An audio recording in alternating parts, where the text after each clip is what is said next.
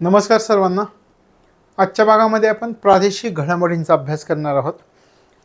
जानेवारी 2024 ते मार्च 2024 ह्याचे 2 टप्पे होते आणि त्याच्यानंतर आपण एप्रिल ते जून हे जे काही करंट अफेअर्स आहेत त्यांना सुरुवात करतो.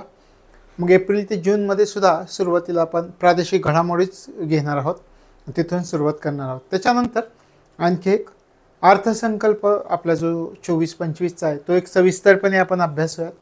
त्याच्यानंतर जे काही आपलं इकॉनॉमिक सर्वे आलेला आहे तर तो एक आपण अभ्यासूयात. याच्यानंतर आज आपण विषयाला सुरुवात करतो. आपण म्हटल्याप्रमाणे 2 लेक्चर्स ह्याचे होतील प्रादेशिक घडामोडींचे आणि प्रश्नांच्या स्वरूपामध्ये प्रामुख्याने हे घेतलेलं आहे आणि मग आपण एक्सप्लेनेशन पाहूयात. 4थं महिला धोरण सुरुवात झाली आहे आपल्या राज्यामध्ये. कधीपासून सुरुवात झाली? 8 मार्च 2024 पासून सुरुवात झाली.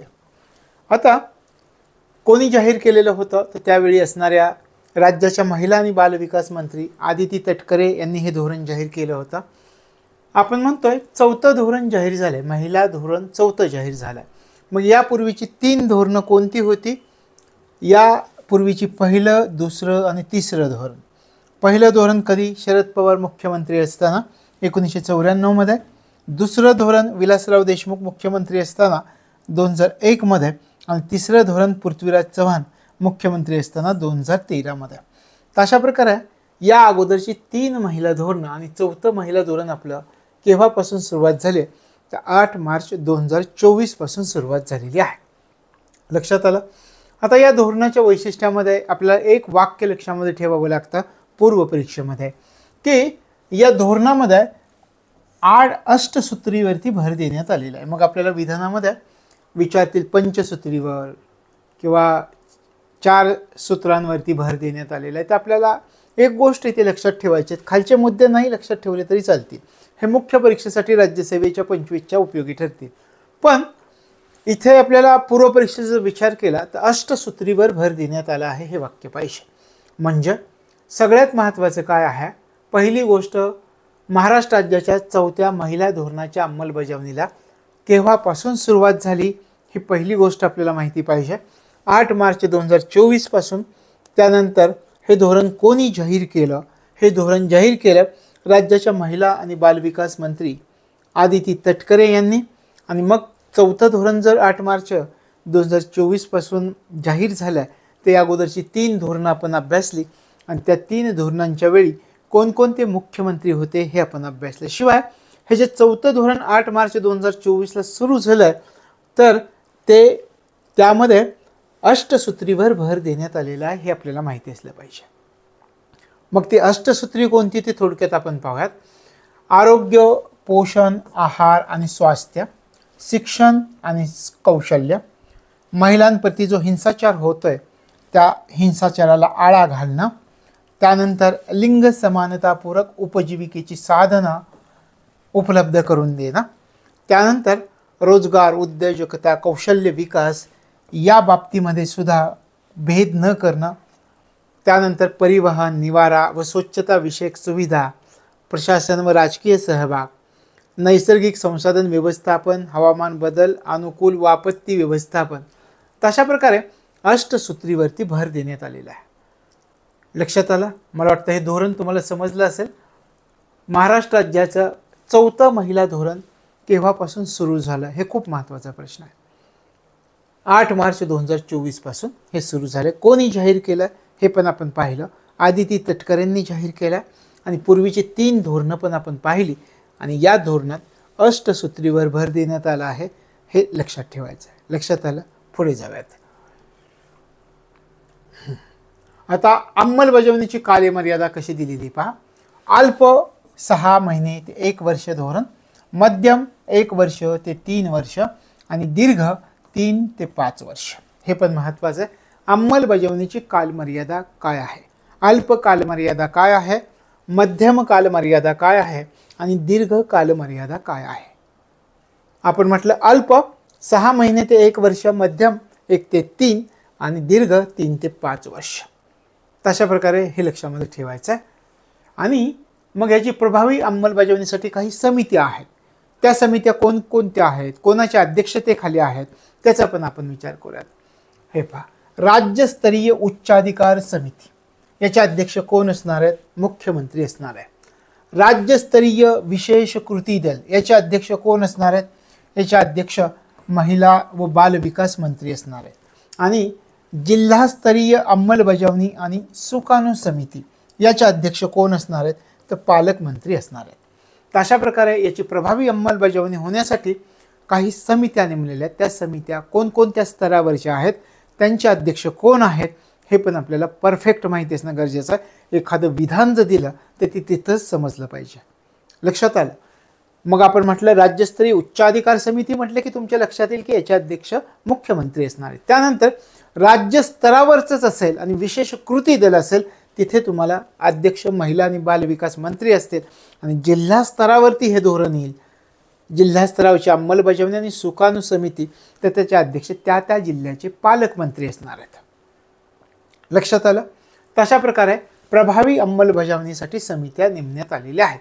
आता आणखी काय केलं जाणार आहे? काही महत्त्वाच्या गोष्टींचा आपल्याला विचार करावा लागेल की विधानामध्ये कशा प्रकारची वाक्य येतील. प्रत्येक वॉर्डमध्ये महिला तक्रार निवारण अधिकारी असणार आहे. प्रत्येक पोलीस मुख्यालयात भरोसा सेल असणार आहेत. पर्यटन स्थळी महिला स्नेही हॉटेल आणि उपहारगृह असणार आहेत. प्रत्येक बँकेमध्ये महिलांसाठी विशेष खिडकी असणार आहे. प्रत्येक जिल्ह्यामध्ये नोकरी करणाऱ्या महिलांसाठी सखी निवास वसतिगृह असणार आहे. लक्षात आलं? तर काय सुविधा देण्यात आलेल्या आहेत, त्यातल्या ह्या काही महत्त्वाच्या सुविधा आहेत. लक्षात आलं? प्रत्येक वार्डामध्ये महिला तक्रार निवारण अधिकारी, प्रत्येक पोलीस मुख्यालयामध्ये कोणत्या प्रकारचं सेल? भरोसा सेल. पर्यटन स्थळी कोणत्या प्रकारची हॉटेल? तर महिला स्नेही हॉटेल उपग्रह. प्रत्येक बँकेसाठी महिलांसाठी काय? विशेष खिडकी. आणि प्रत्येक जिल्ह्यात नोकरी करणाऱ्या महिलांसाठी सखी निवास वसतिगृह असणार आहेत. अशा प्रकारचं हे धोरण जाहीर करण्यात आलं आहे. लक्षात आलं? तर हे धोरण पूर्णपणे आपल्याला माहिती असणं गरजेचं आहे. मग एकदा या धोरणाचं आपण रिव्हिजन करूयात आणि पुढे जाऊयात. महाराष्ट्र राज्याच्या 4थ्या महिला धोरणाच्या अंमलबजावणीस केव्हापासून सुरुवात झाली? 8 मार्च 2024 पासून हा पहिला प्रश्न. दुसरा माझा प्रश्न आहे, हे धोरण कोणी जाहीर केलं? आदिती तटकरे कोणत्या खात्याच्या मंत्री आहेत? महिला आणि बालविकास मंत्री होत्या. त्यानंतर यापूर्वीची 3 धोरणं 94, 2001, 2013. 94 शरद पवार, 2001 विलासराव देशमुख, 2013 पृथ्वीराज चव्हाण मुख्यमंत्री. धोरणाची वैशिष्ट्यामध्ये आपण पाहिलं, अष्टसूत्रीवर भर देण्यात आलेला आहे. हे विधान लक्षामध्ये ठेवा. त्याच्यानंतर अंमलबजावणीची कालमर्यादा 3 टप्प्यांमध्ये आहे, हे पहिल्यांदा लक्षात ठेवा. 3 टप्पे कोणते? तर अल्प, मध्यम आणि दीर्घ. अल्प टप्पा 6 महिने ते 1 वर्ष, मध्यम टप्पा 1 वर्ष ते 3 वर्ष, दीर्घ टप्पा 3 ते 5 वर्ष. प्रभावी अंमलबजावणीच्या समित्या 3 स्तरावरती समित्या नेमण्यात आलेल्या आहेत. एक आहे राज्यस्तरीय उच्चाधिकार समिती, जी मुख्यमंत्र्यांच्या नेतृत्वाखाली असणार आहे. एक आहे राज्यस्तरीय विशेष कृती दल समिती, जी महिला आणि बाल विकास मंत्र्यांच्या अध्यक्षतेखाली असणार आहे. आणि तिसरी आहे जिल्हास्तरीय अंमलबजावणी आणि सुकाणू समिती, जी पालकमंत्र्यांच्या अध्यक्षतेखाली असणार आहे. अशा 3 समित्या. त्याच्यानंतर महिलांसाठी काय काय सुविधा, कुठे कुठे काय काय करण्यात आलेलं आहे, याचा पण आपण अभ्यास केला. अशा प्रकारे 4थं महिला धोरण महाराष्ट्राचं जाहीर करण्यात आलेलं आहे 8 मार्च 2024 मध्ये. लक्षात आलं? पुढे जाऊयात. पुढचा प्रश्न पहा. अद्ययावत मराठी भाषा धोरण 13 मार्च 2024 रोजी राज्य मंत्रिमंडळाच्या बैठकीत जाहीर करण्यात आलेला आहे. या धोरणाशी संबंधित भाषा सल्लागार समित्या कोणत्या आहेत? अद्ययावत मराठी भाषा धोरण जाहीर झालंय. आता याच्यामध्ये काय काय महत्त्वाचं आहे पहा. अद्ययावत मराठी भाषा धोरण केव्हा जाहीर करण्यात आला? हा प्रश्न विचारला जाईल का? विचारला जाऊ शकेल. ज्याप्रमाणे आपण पाहिलं 4था महिला धोरण 8 मार्च 2024, ती तारीख विचारली जाईल का? विचारली जाईल. इथे पण तेच केलं जाईल. अद्ययावत मराठी भाषा धोरण केव्हापासून जाहीर करण्यात आलेलं आहे? 13 मार्च 2024. लक्षात आलं. पहिला प्रश्न आपल्याला इथे मिळतो. त्यानंतर आपण विचार करूयात, हे कुठे जाहीर केलं गेलं? राज्य मंत्रिमंडळाच्या बैठकीमध्ये जाहीर करण्यात आलं. मग या धोरणाशी संबंधित भाषा सल्लागार समिती खालीलपैकी कोणती होती, किंवा भाषा सल्लागार समित्या खालीलपैकी कोणत्या होत्या, किंवा खालीलपैकी कोणती भाषा सल्लागार समिती नव्हती, अशा तीनही प्रकारे प्रश्न विचारला जाऊ शकेल. मग कोणत्या आहेत हे जर तुम्हाला माहीत असेल तर उत्तर स्पष्टपणे देता येणार आहे. कोणकोणत्या समिती आहेत पहा. डॉक्टर नागनाथ कोतापल्ले समिती, डॉक्टर सदानंद मोरे समिती, लक्ष्मीकांत देशमुख समिती. लक्षात आलं. या धोरणाशी संबंधित भाषा सल्लागार समित्या कोणत्या आहेत? या 3 आहेत. कोणकोणत्या? Doctor Nagnath Kotapalle, doctor Sadanand More, Laxmikant Deshmukh. या 3 समित्या तुम्हाला लक्षात ठेवाव्या लागतील. म्हणजे 2 प्रश्न आपल्याला या ठिकाणी मिळाले. अद्ययावत मराठी भाषा धोरण केव्हा जाहीर करण्यात आलंय? 13 मार्च 2024ला. या धोरणाशी संबंधित समित्या कोणत्या होत्या? हा दुसरा प्रश्न. या 3 समित्या होत्या आपल्या लक्षात आलं. आता हे धोरण काय आहे? या धोरणामधून तुम्हाला मला काय मिळणार आहे? आपल्या काळात जे आपल्याला मिळालं नाही ते पुढच्या पिढीला मिळणार आहे का? या गोष्टी आपल्याला इथे समजतील. मराठी भाषेचं महत्त्व वाढणार आहे का? मग महत्त्व वाढण्यासाठी मराठी भाषेचं तुम्ही काय केलं आहेत का? या सगळ्या गोष्टींची उत्तरं आपल्याला अद्ययावत मराठी भाषा धोरणामध्ये मिळणार आहेत. कधी जाहीर झालं आहे? 13 मार्चला. लक्षात आलं. पुढे जाऊया. हां, आता याच्यामध्ये कशाचा समावेश आहे पहा. आधुनिक तंत्रज्ञान आणि मराठीमधील सर्व बोली भाषांचं जतन आणि संवर्धनाचा समावेश आहे. म्हणजे मराठी भाषा सक्षम करण्यावरती भर दिला जात आहे. हे विधान आलं तर बरोबर आहे का? काय केलं जात आहे? मॉडर्न टेक्नॉलॉजी आणि मराठीमध्ये सर्व ज्या काही बोली भाषा आहेत त्यांचं काय केलं जाणार आहे? जतन केलं जाणार आहे, संवर्धन केलं जाणार आहे. म्हणजे मराठी भाषा सक्षम करण्यावरती भर दिला जातो असा त्याचा अर्थ होतो. ठीक आहे. मंत्रिमंडळाच्या बैठकीत यावेळी एकूण 27 निर्णयांना मान्यता देण्यात आलेली होती.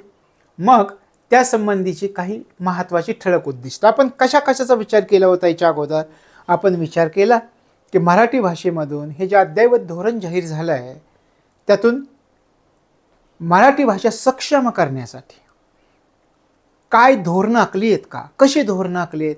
मग आम्ही विचार करू की मला जर सायन्स शिकायचं असेल, उच्च स्तरावर शिकवायचं असेल तर मला इंग्रजीमधूनच अभ्यास करावा लागेल. मग इथं आपल्याला असा पर्याय दिला आहे का उच्च शिक्षण देण्यासाठी इंग्रजी भाषेबरोबर तेच साहित्य मराठी भाषेमध्ये सुद्धा उपलब्ध असेल अशा प्रकारचं आपल्याला या ठिकाणी काय दिलं आहे का? त्याचा पण आपल्याला विचार करायचा. काय काय म्हणतायत आपण पाहूयात. त्यांनी काय ठरवलं आहे पहा. ध्येय काय ऐकलं आहे? 25 वर्षामध्ये आपल्याला काय साध्य करायचं आहे? 25 वर्षात मराठी ज्ञान आणि रोजगाराची भाषा म्हणून प्रस्थापित करायची. म्हणजे ज्ञान आणि रोजगाराची भाषा, वेगवेगळ्या स्तरावरचं ज्ञान मराठीमध्ये पण उपलब्ध होणार. किती चांगलं आहे. उच्च स्तरावरती ज्या भाषा आत्तापर्यंत इंग्रजीमध्ये होत्या आणि ज्यामुळं काही मराठी मुलं मागं पडली त्यांना उच्च शिक्षण सुद्धा मराठीमधनं मिळेल का? तर हो. मग त्यासाठी काही टार्गेट घेतलं आहे का? हो, टार्गेट घेतलं आहे. किती वर्षांचं टार्गेट घेतलं आहे? 25 वर्षांचं घेतलं आहे. मग आम्ही 25 वर्षात काय करणार आहे? हां, मराठी भाषा एक प्रस्थापित करायची. कशा स्तरावरती प्रस्थापित करायची? ज्ञान आणि रोजगाराची भाषा म्हणून ती प्रस्थापित करायची आहे. ठीक आहे. दुसरं, विविध ज्ञान शाखांमध्ये उच्च शिक्षण ज्यावेळी विद्यार्थी घेतील त्या उच्च शिक्षणासाठी इंग्रजी सोबतच आता मराठी माध्यम उपलब्ध करून द्यायचं. सोपं करत चाललेत. उच्च शिक्षण तुम्ही घेताना जिथे आत्तापर्यंत ते उच्च शिक्षण तुम्हाला इंग्रजी आणि हिंदीशिवाय पर्याय नव्हता तिथं आता तुम्हाला इंग्रजीबरोबर मराठी हा विषय सुद्धा उपलब्ध करून दिला जातो. म्हणजे सगळं साहित्य आता आपल्याला मराठीमध्ये उच्च स्तरावरचं उच्च शिक्षणासाठी उपलब्ध होतं आहे का? हो, उपलब्ध होत आहे. म्हणजे 25 वर्षात मराठी भाषा ज्ञान आणि रोजगाराची भाषा म्हणून प्रस्थापित करायची आहे. पहिलं पाऊल उचललं आहे. काय उचललं पहिलं पाऊल? वेगवेगळ्या ज्ञानशाखा, इंजिनिअरिंगची असेल, कुठलीही ज्ञानशाखा असेल तर त्याच्यामध्ये उच्च शिक्षणासाठी इंग्रजीसोबत मराठी माध्यम उपलब्ध करून दिलं जाणार आहे. ठीक आहे. त्यानंतर जनमानसामध्ये आपली जी मराठी भाषा आहे त्याच्याबद्दल आत्मविश्वास निर्माण करायचा. आणि हे सगळं उपलब्ध झालं की तुमच्या माझ्यामध्ये आत्मविश्वास निर्माणच होणार आहे, कारण आपली रोजची बोलण्याची भाषा आहे ती. तशा प्रकारे त्यानंतर सर्व माध्यमांच्या ज्या शाळा आहेत त्या शाळांमध्ये 1ली ते 10वीसाठी मराठी हा विषय अनिवार्य विषय असणार आहे. सर्व माध्यमांच्या शाळांमध्ये मराठी हा विषय असेल, बंधनकारक असेल 1ली ते 10वीच्या वर्गासाठी. आणि आणखी एक गोष्ट त्यांनी सांगितलं, हे सगळं जरी आम्ही करत असू तरीसुद्धा आम्ही असं करणार नाही की दुसऱ्या भाषेला प्राधान्य देणार नाही, असं नाही आम्ही करणार. आम्हाला सगळ्यामध्ये अवगत व्हायचं आहे. मग आम्ही काय करणार, हे सगळं चालू ठेवून सुद्धा मराठी माध्यमाच्या शाळांमधून 1लीपासून इंग्रजी भाषा जे शिकवण्याचा उपक्रम चालू आहे, जे धोरण चालू आहे, ते आम्ही यापुढे सुद्धा कायम ठेवणार आहे. अशा प्रकारे या नवीन धोरणाची उद्दिष्ट आहेत. लक्षात आलं. आपण आता धोरण समजावून घेऊया. तुम्हाला प्रश्न लक्षात येईल. अद्ययावत मराठी भाषा धोरण कधी जाहीर करण्यात आलं? 13 मार्च 2024ला जाहीर करण्यात आला. या धोरणाशी संबंधित कोणकोणत्या सल्लागार समित्या होत्या आपण पाहिलं. डॉक्टर नागनाथ कोतापल्ले समिती, डॉक्टर सदानंद मोरे समिती, लक्ष्मीकांत देशमुख समिती. 3ही समित्या तुम्हाला माहिती असल्या पाहिजेत. मग तुम्ही कोतापल्ले, मोरे, देशमुख असं काही लक्षात ठेवा. ठीक आहे. आता पुढचं रिव्हिजन आपण करूयात. आपण म्हटलं की याच्यामध्ये आधुनिक तंत्रज्ञान वापरले जाईल, मराठीतील सर्व बोलीभाषांचं जतन आणि संवर्धन याचा समावेश असणार आहे. त्याच्यानंतर आपण पाहिली याची ठळक उद्दिष्ट. हे सगळं करायचं आहे. एक उद्दिष्ट ठेवलं आहे शासनानं की आम्हाला किती वेळ पाहिजे, 25 वर्ष पाहिजे. 25 वर्षामध्ये ही जी मराठी भाषा आहे त्या भाषेला ज्ञान आणि रोजगाराची भाषा म्हणून प्रस्थापित केली जाईल. विविध ज्ञान शाखांमध्ये जे उच्च शिक्षण दिलं जात आहे त्या उच्च शिक्षणासाठी आता इंग्रजी भाषेबरोबरच मराठी भाषेचा सुद्धा त्या ठिकाणी माध्यम म्हणून वापर करता येणार आहे, उपलब्ध करून दिला जाणार आहे. त्यानंतर जनमानसांमध्ये मराठी भाषेविषयी आत्मविश्वास निर्माण करायचा आहे. सर्व माध्यमांच्या शाळांमध्ये 1ली ते 10वीसाठी मराठी हा विषय बंधनकारक करण्यात आला आहे, अनिवार्य करण्यात आला आहे.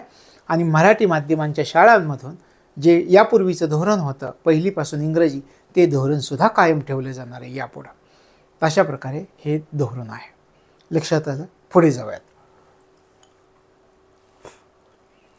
मुख्यमंत्री ग्राम सडक योजनेत किती किलोमीटर रस्ते बांधण्याचा निर्णय घेण्यात आला आहे महाराष्ट्रामध्ये? प्रादेशिक घडामोडी आपण अभ्यासतात. मुख्यमंत्री ग्राम सडक योजनेत किती किलोमीटर रस्ते बांधण्याचा निर्णय घेतला आहे? 23,000 किलोमीटर. कोणत्या कालावधीमध्ये बांधले जाणार आहेत? 24, 25, 25, 26, 26, 27. 3 टप्प्यांमध्ये 23,000 किलोमीटरचे रस्ते बांधले जाणार आहेत. लक्षात आलं. मुख्यमंत्री ग्राम सडक योजनेत 23,000 किलोमीटर रस्ते बांधण्याचा निर्णय घेण्यात आला. किती टप्प्यांमध्ये हे रस्ते बांधले जाणार आहेत? 3 टप्प्यांमध्ये रस्ते बांधले जाणार आहेत. 3 टप्पे कोणते? 24, 25, 25, 26, 26, 27.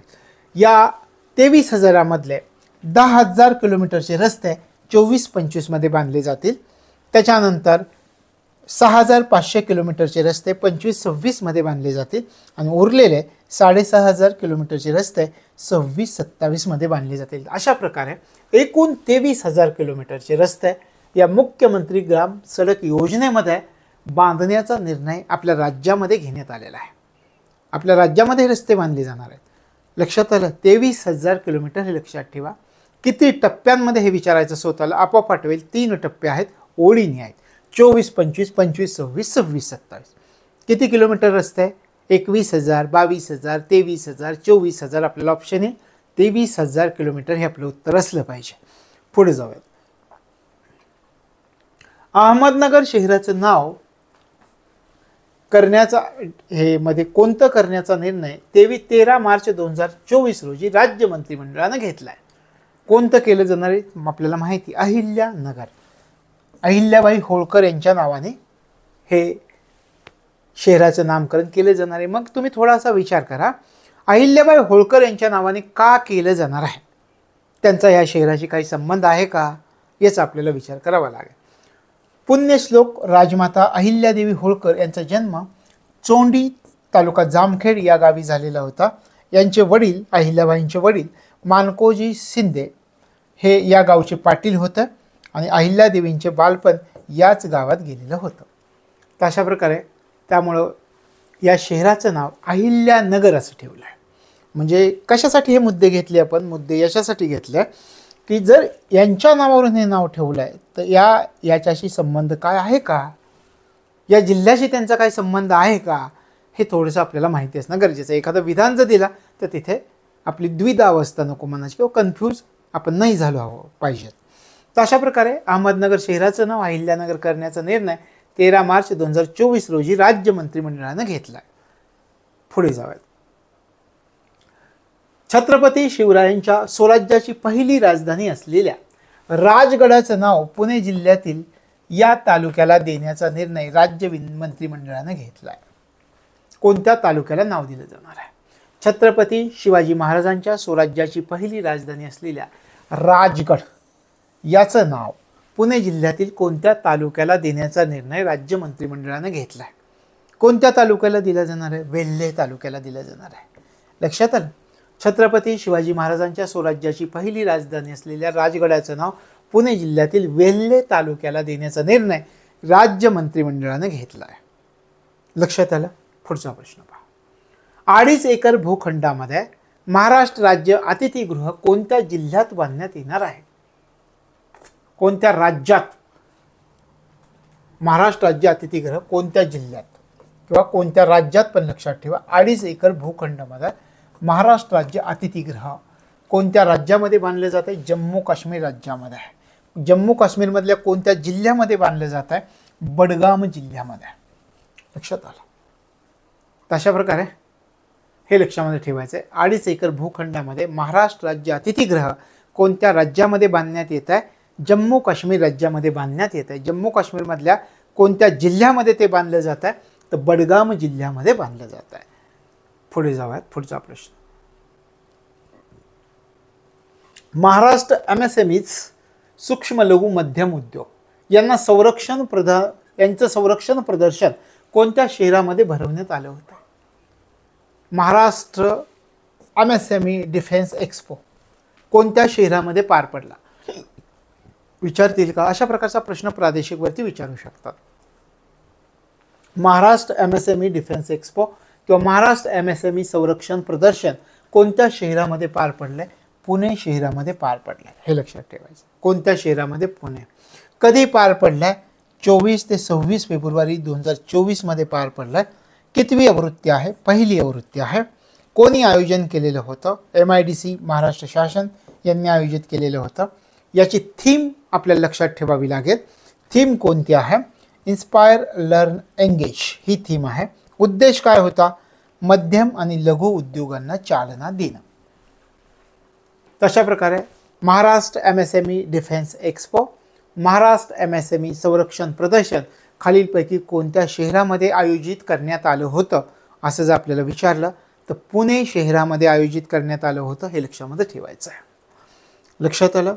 हे याच्यामध्ये हे लक्षात ठेवायचं. ठिकाण पुणे. आणि आणखी काय लक्षात ठेवायचं? थीम कोणती आहे? इन्स्पायर, लर्न, एंगेज आणि उद्देश मध्यम आणि लघु उद्योगांना चालना देणं. लक्षात आलं? पुणे शहर महाराष्ट्र MSME डिफेन्स एक्स्पो भरलेला होता. संरक्षण प्रदर्शन भरलेलं होतं. पुढे जाऊयात. या कार्यक्रमामुळे आता हा जो कार्यक्रम राबवला गेला आपण म्हणता महाराष्ट्र MSME डिफेन्स एक्स्पो, या कार्यक्रमामुळे कोणता फायदा होईल? तर राज्यामध्ये सूक्ष्म, लघु आणि मध्यम जे उद्योग आहेत त्या उद्योगांना संरक्षण उत्पादन क्षेत्रामध्ये महत्त्वपूर्ण योगदान देता येणार आहे. लक्षात आलं? Maharashtra MSME defence expo, Maharashtra MSME संरक्षण प्रदर्शन या कार्यक्रमामुळे कोणता फायदा होईल? तर हा फायदा होईल. राज्यामधील जे आपले सूक्ष्म, लघु आणि मध्यम उद्योग आहेत त्या उद्योगांना या संरक्षण उत्पादन क्षेत्रामध्ये काय करता येईल? महत्त्वपूर्ण योगदान देता येणार आहे. लक्षात आलं? पुढे जाऊ. पुढच्या प्रश्नाकडे आपण थोडासा विचार करूयात. नमो महारोजगार मेळावा कोठे आयोजित करण्यात येणार आहे? आता याच्यामध्ये आपल्याला कसं देतील की प्रत्येक प्रत्येक तालुक्यामध्ये आहे, प्रत्येक महसूल विभागामध्ये आहे. मग त्याच्यामध्ये आपल्याला हे ओळखण्यासाठी हे लक्षात ठेवायचे. ऑप्शन्स कसे येतील? नमो महारोजगार मेळावा,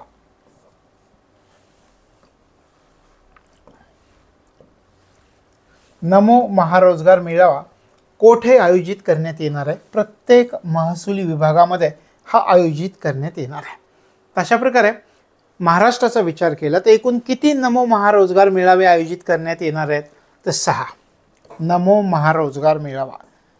तरुणांना रोजगार प्राप्त व्हावं या उद्देशानं आपल्या राज्यामध्ये 6 नमो महारोजगार मेळावे आयोजित करण्यात येणार आहे. मग हा नमो महारोजगार मेळावा कोणत्या ठिकाणी आयोजित करण्यात येणार आहे हे आपल्याला माहिती असणं गरजेचं आहे. प्रत्येक महसुली विभागामध्ये हा आयोजित करण्यात येणार आहे. याची मान्यता 5 फेब्रुवारी 2024ला प्राप्त झाली आहे आणि यापूर्वीसुद्धा नागपूर या ठिकाणी प्रथमच राज्यस्तरीय महारोजगार मेळाव्याचं आयोजन करण्यात आलेलं होतं. याच्या अगोदरसुद्धा लक्षात आलं. म्हणजे हे पण महत्त्वाचं आहे की यापूर्वी आपल्याला विधानात दिलं की यापूर्वी नागपूर या ठिकाणी अशा मेळाव्याचे आयोजन करण्यात आले होते. तर आपल्याला माहिती पाहिजे की करण्यात आलं होतं. ठीक आहे. आपण म्हटलं प्रत्येक महसूल विभागामध्ये आणि एकूण 6 नमो महारोजगार मेळावे आयोजित केले जाणार आहेत. याची वैशिष्ट्य कोणते आहेत त्याचा आपण विचार करत. या मेळाव्यामार्फत उमेदवारांना रोजगार आणि स्वयंरोजगार उपलब्ध करून देण्यात येणार आहे. मग त्याच्यामध्ये काही टार्गेट ठेवलं आहे का रोजगार उपलब्ध करून देण्यासाठी? तर आपल्याला इथं दिसतं आहे की राज्यामधील किमान 2 लाख उमेदवारांना रोजगार आणि स्वयंरोजगार उपलब्ध करून देण्यात येणार आहे. म्हणजे टार्गेट काय ठेवले पहा. या मेळाव्याअंतर्गत राज्यातील किमान 2 लाख उमेदवारांना रोजगार आणि स्वयंरोजगार उपलब्ध करून दिले जातील. आणि मग आपण म्हणतोय 6 मेळावे आपण घेणार आहे तर प्रत्येक मेळाव्यासाठी 5 कोटी रुपये याप्रमाणे एकूण 30 कोटी रुपयांचा निधी उपलब्ध करून दिलेला आहे. लक्षात आलं? तर हे लक्षामध्ये ठेवायचं आहे. नमो महारोजगार मेळावा कोठे आयोजित करण्यात येणार आहे? प्रत्येक महसूल विभागात आयोजित करण्यात येणार आहेत. एकूण किती नमो महारोजगार मेळावे महाराष्ट्रामध्ये होणार आहेत? 6 होणार आहेत. प्रत्येक महामेळाव्यासाठी किती खर्च आहे? 5 कोटी. म्हणजे एकूण 30 कोटी रुपये इथे उपलब्ध करून दिलेले आहेत. 5 आणि 6 ते 30 कोटी उपलब्ध करून दिलेली आहेत. त्याच्यानंतर यापूर्वी अशा प्रकारचा राज्यस्तरीय महारोजगार मेळावा कोठे आयोजित करण्यात आला होतं का? हो, नागपूर या ठिकाणी आयोजित करण्यात आलेला होता. त्यानंतर आपण विचार केला हा महामेळावा आयोजित केला जाईल. किती जणांना रोजगार उपलब्ध करून देण्याचा प्रयत्न केला जाणार आहे? तर राज्यातील किमान 2 लाख उमेदवारांना रोजगार आणि स्वयंरोजगार उपलब्ध करून देण्यात येणार आहे. लक्षात आलं? नमो महारोजगार मेळावा प्रत्येक महसुली विभागामध्ये. त्याच्यानंतर आपण काय विचार केला? प्रत्येक महसुली विभागाला किती खर्च आहे? 5 कोटी. एकूण किती? 30 कोटींचा खर्च. किती जणांना रोजगार प्राप्त होईल? किमान 2 लाख उमेदवारांना रोजगार उपलब्ध होणार आहे. तशा प्रकारे हा नमो महारोजगार मेळावा यापूर्वी अशा प्रकारचा राज्यस्तरीय महामेळावा कोठे आयोजित करण्यात आलेला होता का रोजगारासाठी? तर नागपूर येथे आयोजित करण्यात आला होता. पुढचा प्रश्न घेऊयात. नगरोत्थान महाअभियानास केव्हापर्यंत मुदतवाढ देण्यात येणार आहे? नगरोत्थान महाअभियान महाराष्ट्रामधलं याला मुदतवाढ दिली गेलेली. तर केव्हापर्यंत मुदतवाढ देण्यात येणार आहे? मार्च 2030 पर्यंत ही मुदतवाढ दिली जाईल. उद्देश काय आहे? शहरातील नागरिकांना नागरी पायाभूत सुविधा वेळेत उपलब्ध करून देणं. या उद्देशानं नगरोत्थान महाअभियान याला मार्च 2030 पर्यंत मुदतवाढ दिली गेलेली. नगरोत्थान महाअभियान लक्षात आलं. आणि कदाचित असंही विचारतील नगरोत्थान महाअभियान खालीलपैकी कशाशी संबंधित आहे? कशाशी? शहरातील नागरिकांना नागरी पायाभूत सुविधा वेळेत उपलब्ध करून देणं याच्याशी उपलब्ध आहे. म्हणजे पायाभूत सुविधांशी, नागरी पायाभूत सुविधांशी हे संबंधित आहे नगरोत्थान महाअभियान. लक्षात आलं? कधीपर्यंत मुदतवाढ दिली? मार्च 2030 पर्यंत याला मुदतवाढ दिलेली हे लक्षात ठेवायचं. पुढे जाऊयात. नागपूर गोवा दरम्यान प्रस्तावित असलेल्या या महामार्गाच्या आराखड्याला राज्य सरकारची मंजुरी मिळाली. शक्तीपीठ महामार्ग याच्या अगोदर सुद्धा आपण अभ्यासला, पण त्याच्या पुढे जाऊन काही मुद्दे आता आपण अभ्यासूयात. या शक्तीपीठ महामार्गामध्ये जी नवीन माहिती उपलब्ध झाली त्याच्यानुसार सुरुवातीला नागपूर गोवा दरम्यान हे महत्त्वाचं आहे. हा महामार्ग नागपूर गोवा दरम्यान प्रस्तावित आहे. लक्षात आलं? कोणत्या दोन शहरादरम्यान प्रस्तावित आहे. आणि मग शक्तिपीठ महामार्ग याला राज्य सरकारची मंजुरी मिळाली. लांबी 802.582 किलोमीटर. कोण बांधणार आहे? तर या ठिकाणी पहा, MSRDC महाराष्ट्र राज्य रस्ते विकास महामंडळ शक्तिपीठ महामार्गाची बांधणी करणार आहे. एकूण खर्च किती होईल? 86,300 कोटी रुपयांचा एकूण खर्च होईल. त्याच्यानंतर हा महामार्ग कोणत्या ठिकाणाहून समृद्धी महामार्गाला जोडला जाईल? तर लक्षामध्ये ठेवा, पवनार येथून. हे पण लक्षात ठेवा, हा महामार्ग कोणत्या ठिकाणाहून समृद्धी महामार्गाला जोडला जाणार आहे? पवनार या ठिकाणावरून समृद्धी महामार्गाला जोडला जाणार आहे. पवनार ते पत्रादेवी दरम्यान पवनार येथून समृद्धी महामार्गाला हा महामार्ग जोडला जाईल. लक्षात आलं? एकूण लेन किती येते? किती लेनचा आहे? 6 लेनचा आहे. किती जिल्ह्यांमधून? मागच्या वेळी आपण 12 जिल्हे लिहून दाखवले होते. तर त्या 12 जिल्ह्यांमधून जाणार आहे. सर्वात जास्त लांबीचा मार्ग कोणत्या जिल्ह्यातून जाणार आहे? सर्वात जास्त लांबीचा मार्ग सोलापूर जिल्ह्यातून जाणार आहे. तो 156 किलोमीटर आहे. त्याच्यानंतर सर्वात कमी लांबीचा मार्ग कोणत्या जिल्ह्यातून जाईल? या सर्वात कमी लांबीचा मार्ग नांदेड जिल्ह्यातून जाईल. तो 26 किलोमीटरचा असेल. तशा प्रकारे हे सुरुवातीचे मुद्दे. याच्यानंतर आपण ह्याचे फायदे काय आहेत ते पाहणार आहोत या महामार्गाचे. पण हा महामार्ग अशा प्रकारे सुद्धा आपल्याला समजावून घ्यावा लागेल. लक्षात आलं? सुरुवातीला आपण म्हटलं पहा, नागपूर गोवा दरम्यान प्रस्तावित आहे. शक्तिपीठ महामार्ग प्रस्तावित आहे. याला राज्य सरकारची मंजुरी मिळाली याच्या आराखड्याला. त्याच्यानंतर आपण म्हटलं त्याची लांबी किती? 802.582 किलोमीटर आहे. कोणी बांधताय? आपण म्हटलं MSRDC महाराष्ट्र राज्य रस्ते विकास महामंडळ. एकूण खर्च आपण पाहिला 86,300 कोटी. त्याच्यानंतर आपण म्हटलं की हा महामार्ग कोणत्या ठिकाणाहून समृद्धी महामार्गाला जोडला जाईल? पवनार या ठिकाणावरून समृद्धी महामार्गाला जोडला जाईल. त्याच्यानंतर एकूण लेन किती? 6 आहेत. किती जिल्ह्यामधून जाईल? 12 जिल्ह्यामधून जाईल. सर्वात जास्त लांबीचा मार्ग कोणत्या जिल्ह्यातून जाईल? सोलापूर जिल्ह्यातून 156 किलोमीटर. सर्वात कमी लांबीचा मार्ग कोणत्या जिल्ह्यातून जाईल? तो जाईल नांदेड जिल्ह्यातून 26 किलोमीटर. लक्षात आलं? तर अशा प्रकारे हा शक्तिपीठ महामार्ग आहे. याच्यावरती प्रश्न येण्याची शक्यता आहे. हे IMP म्हणून तुमच्याकडे असू द्या. लक्षात आलं? आता याचा फायदा काय आहे त्याचा विचार करू. त्याच्यावर काही विधानं आली तर आपल्याला माहिती असणं गरजेचं. नागपूर गोवा हा 20 तासांचा प्रवास 8 तासांवर होईल. 12 तासांनी कमी होणार आहे प्रवास. 12 तासांनी प्रवास कमी होऊन तो 8 तासांवर येईल. याद्वारे शक्तिपीठ महामार्गाद्वारे 19 तीर्थस्थळं जोडली जाणार आहेत. हे जर विधानं आली तर लक्षात ठेवा, 19 तीर्थस्थळं जोडली जाणार आहेत. तशा प्रकारे हा शक्तिपीठ महामार्ग आहे. याच्यावरचा प्रश्न येईल असं अपेक्षित धरून व्यवस्थित हे लक्षामध्ये ठेवणं गरजेचं. पुढच्या मुद्द्याकडे आपण जाऊयात. आजचा मुद्दा आहे श्री क्षेत्र गुरुकुंज आश्रमाविषयी. या आश्रमाला अ वर्ग तीर्थक्षेत्राचा दर्जा प्रदान करण्यात आला. हा आश्रम कोणत्या जिल्ह्यात आहे? आता 2 प्रकार आहे. महाराष्ट्रातील कोणत्या आश्रमाला अ वर्ग तीर्थक्षेत्राचा दर्जा प्रदान करण्यात आलेला आहे? मग त्या आश्रमाचं नाव आहे श्री क्षेत्र गुरुकुंज आश्रम. लक्षात आलं? याचं महत्त्व काय आहे? कशासाठी हा चर्चेत आहे 2024 मध्ये? तर याच्यासाठी चर्चेत आहे. श्री क्षेत्र गुरुकुंज आश्रम या आश्रमाला अ वर्ग तीर्थक्षेत्राचा दर्जा प्रदान करण्यात आला आहे. हा आश्रम कोणत्या जिल्ह्यामध्ये? अमरावती जिल्ह्यामध्ये. हे आपल्याला लक्षात ठेवणं गरजेचं आहे. अमरावती जिल्ह्यामधील मोझरी या ठिकाणी हा आश्रम आहे. कोणाचा आश्रम आहे? आश्रमात राष्ट्रसंत तुकडोजी महाराज यांची समाधी आहे.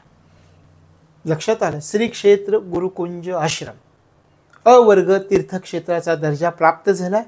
अमरावती जिल्ह्यामध्ये आहे. अमरावतीमधील मोझरी या ठिकाणी आहे. आणि आश्रमामध्ये कोणाची समाधी? राष्ट्रसंत तुकडोजी महाराज यांची समाधी आहे. लक्षात आलं? पुढे जाऊया. त्यानंतर पहा, महाराष्ट्र सरकारतर्फे राज्यातील अल्पसंख्याक समाजासाठी या संस्थेची स्थापना केली जाणार आहे. महाराष्ट्र सरकारतर्फे राज्यातील अल्पसंख्याक समाजांसाठी या संस्थेची स्थापना करण्यात येणार आहे। मार्टी या संस्थेची स्थापना करण्यात येणार आहे। महाराष्ट्र सरकारतर्फे राज्यातील अल्पसंख्याक समाजासाठी मार्टी या संस्थेची स्थापना केली जाईल। याचं लॉंग फॉर्म काय? मौलाना आझाद बार्टी सारखं MARTI, Maulana Azad research and training institute, MART, Maulana Azad research and training institute. तशा प्रकारे मार्टी या संस्थेची स्थापना करण्यात येणार आहे अल्पसंख्याक समाजासाठी। यांचा इतिहास, मौलाना आझादांचा आपण इतिहासात थोडा अभ्यासूयात। रिसर्च अँड ट्रेनिंग इन्स्टिट्यूट असं या संस्थेचं नामकरण असणार आहे। मार्टी, लक्षात आलं, मार्टी अल्पसंख्याक समाजासाठी आहे, हे लक्षात ठेवा। हिंदू हृदय सम्राट बाळासाहेब ठाकरे महाराष्ट्र समृद्धी महामार्गाच्या या 25 किलोमीटरच्या तिसऱ्या टप्प्याचं उद्घाटन 4 मार्च 2024 रोजी झालंय। कोणत्या मार्गाचं उद्घाटन झालंय? भरवीर ते इगतपुरी या मार्गाचं उद्घाटन झालंय। लक्षात आलं। हिंदू हृदय सम्राट बाळासाहेब ठाकरे महाराष्ट्र समृद्धी महामार्गाच्या या 25 किलोमीटरच्या तिसऱ्या टप्प्याचं उद्घाटन 4 मार्च 2024 ला झाला। तो मार्ग कोणता? तो मार्ग भरवीर ते इगतपुरी। यामुळं 701 किलोमीटरपैकी 625 किलोमीटर लांबीचा मार्ग वाहतुकीस खुला झालेला आहे। तशा प्रकारे भरवीर ते इगतपुरी या 25 किलोमीटरच्या तिसऱ्या टप्प्याचं उद्घाटन 4 मार्च 2024 ला झालंय। कोणता मार्ग आहे ते लक्षात ठेवा। पुढे जाऊया। दिल्लीतील कोणत्या विद्यापीठात छत्रपती शिवाजी महाराज अध्यासन केंद्र स्थापन करण्यात येणार आहे? वैशिष्ट्य, आपल्या देशाविरोधी जिथं घोषणा दिल्या जातात ते हे विद्यापीठ, जवाहरलाल नेहरू विद्यापीठ। ते एक बिहारचं होतं कार्ट, ते काय नाव त्याचं? आता निवडणुकीला काँग्रेसतर्फे त्यांना तिकीट देण्यात आलेलं होतं दिल्लीमधून लोकसभेच्या निवडणुकीमध्ये। तर हे दिल्लीतील कोणत्या विद्यापीठामध्ये छत्रपती शिवाजी महाराज अध्यासन केंद्र स्थापन करण्यात येणार आहे? हा आपला महत्त्वाचा मुद्दा आहे। जवाहरलाल नेहरू विद्यापीठ, JNU। लक्षात आलं हे? तर यासाठी सरकारतर्फे 10 कोटी रुपयांचा निधी मंजूर केला गेला आहे। हे महत्त्वाचं आहे की कोणत्या विद्यापीठात छत्रपती शिवाजी महाराज अध्यासन केंद्राची स्थापना करण्यात येणार आहे? जवाहरलाल नेहरू विद्यापीठात करण्यात येणार आहे। सरकारतर्फे यासाठी 10 कोटी रुपयांचा निधी मंजूर करण्यात आलेला आहे।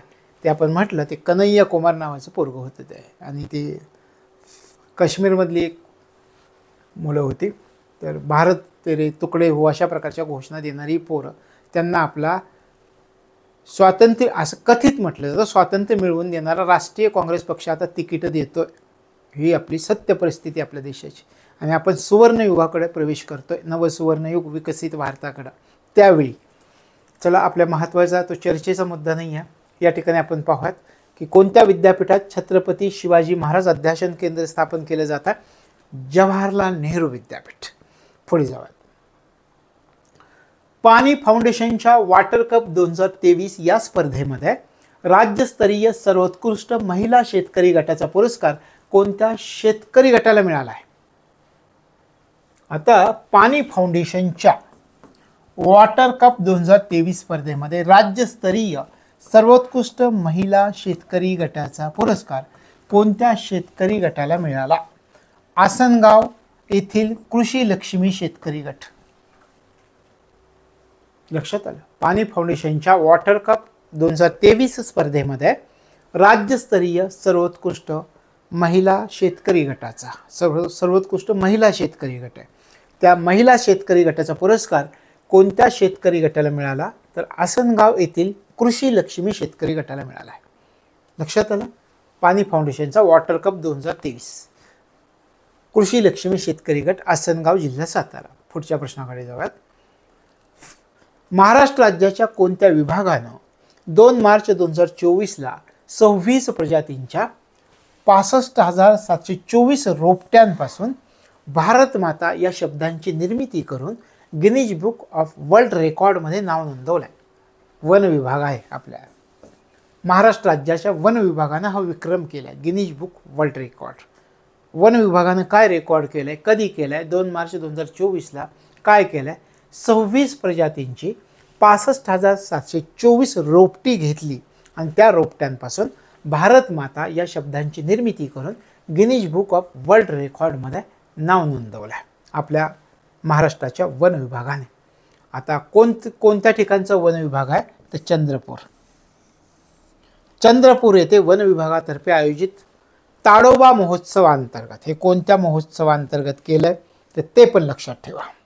ताडोबा महोत्सवांतर्गत वेगवेगळ्या प्रजातींच्या रोपट्यांपासून भारत माता हा शब्द लिहून रेकॉर्ड करण्याचा संकल्प करण्यात आला होता. ताडोबा महोत्सव चंद्रपूर वन विभाग, हे लक्षात ठेवायचं आहे.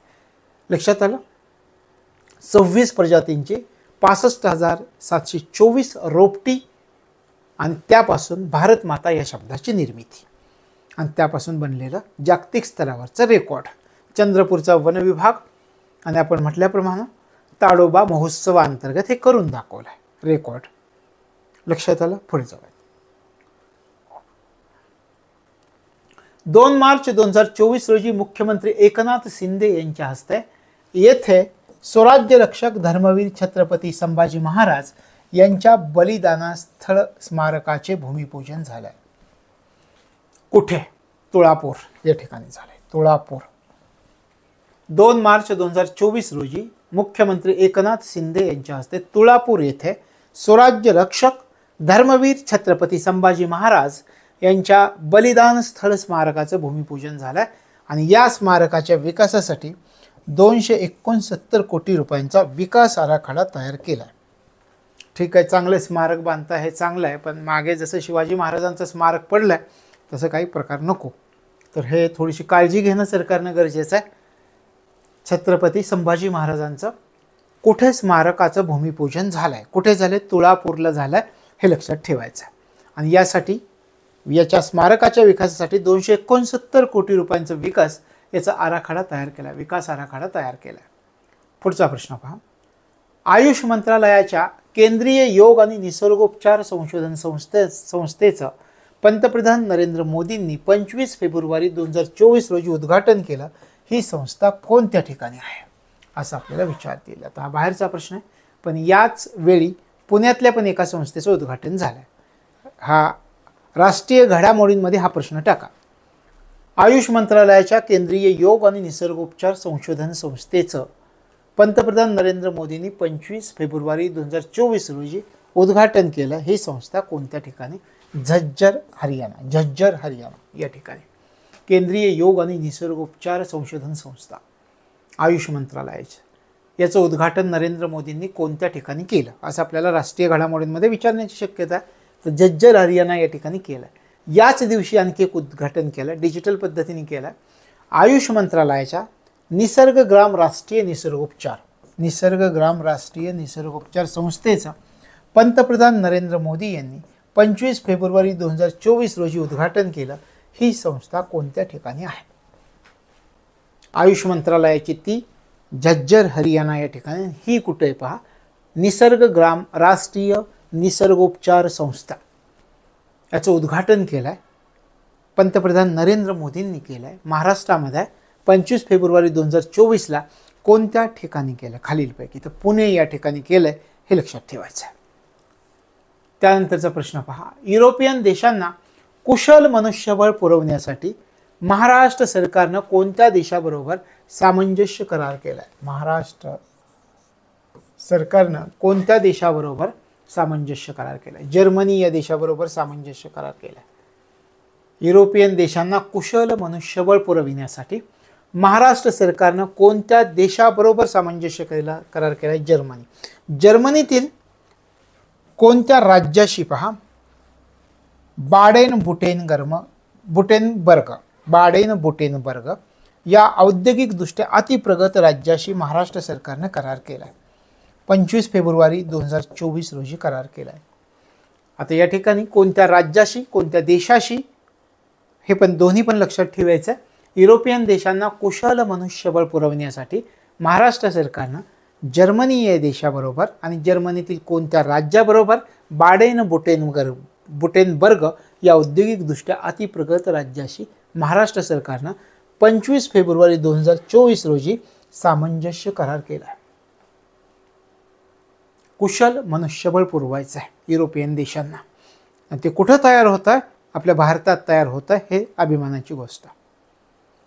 मग त्यासाठी औद्योगिकदृष्ट्या अतिप्रगत एक राज्य आहे जर्मनीमध्ये, बुटेनबर्ग. तर तिथे त्या राज्याशी सामंजस्य करार महाराष्ट्र सरकारनं फेब्रुवारी 2024 मध्ये केला आहे. लक्षात आलं? पुढे जाऊयात. कोणत्या शस्त्रास महाराष्ट्राचं राज्यशस्त्र म्हणून घोषित करण्यात आलं आहे? महाराष्ट्राचं राज्यशस्त्र आपण ऐकायचो. आता आमच्या वेळेस आम्ही लहानपणी गोष्टी ऐकायचो दांडपट्ट्याच्या, तुम्ही ऐकल्या असतील, पिक्चरमधून पाहिलं असेल. तर कोणत्या शस्त्रास महाराष्ट्राचं राज्यशस्त्र म्हणून घोषित करण्यात आलं आहे? दांडपट्टा या शस्त्राला महाराष्ट्राचं राज्यशस्त्र म्हणून घोषित करण्यात आलं. लक्षात ठेवायचं. आपले शिवाजी महाराज किंवा त्यांचे मावळे अनेक लढायांमध्ये काय करायचे? या दांडपट्ट्याचा वापर करायचे. मग आता याला राज्यशस्त्र म्हणून मान मिळालेला आहे.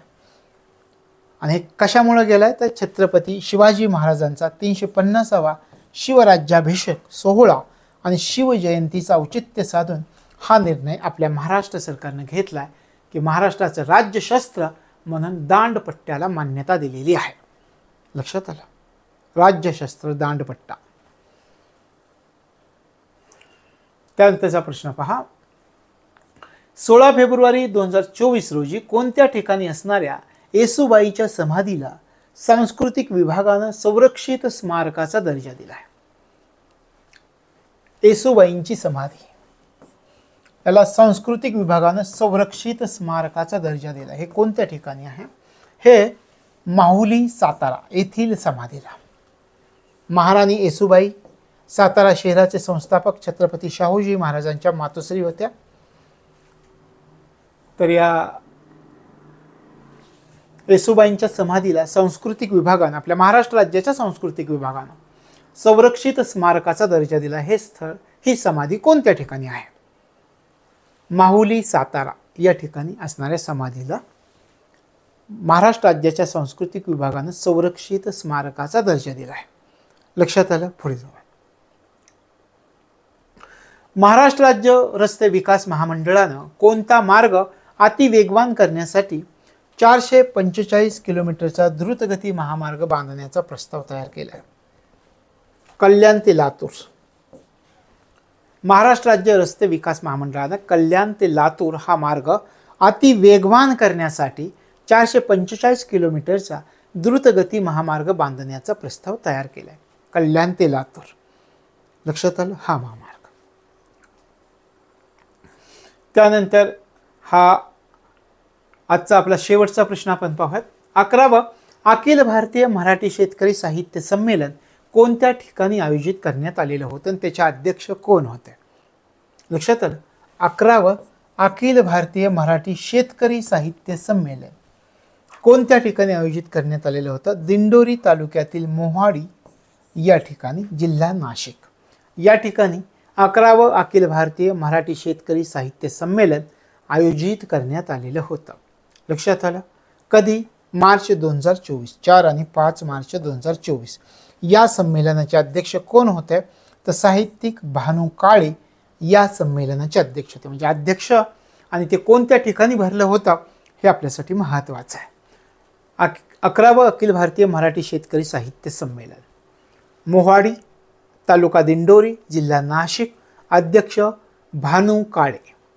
तशा प्रकारे हा प्रादेशिक घडामोडींमधला हा पहिला टप्पा. याच्यामध्ये आणखीन एक टप्पा होईल आणि त्याच्यानंतर 2 लेक्चर्समध्ये प्रादेशिक घडामोडी जानेवारी 2023 ते मार्च 2024 पर्यंतचे आपल्याला संपलेले असतील. तर आज या भागामध्ये या ठिकाणी आपण थांबतोय. भेटूयात पुढच्या भागामध्ये. तोपर्यंत तुम्हाला तुमच्या अभ्यासासाठी मनापासून शुभेच्छा.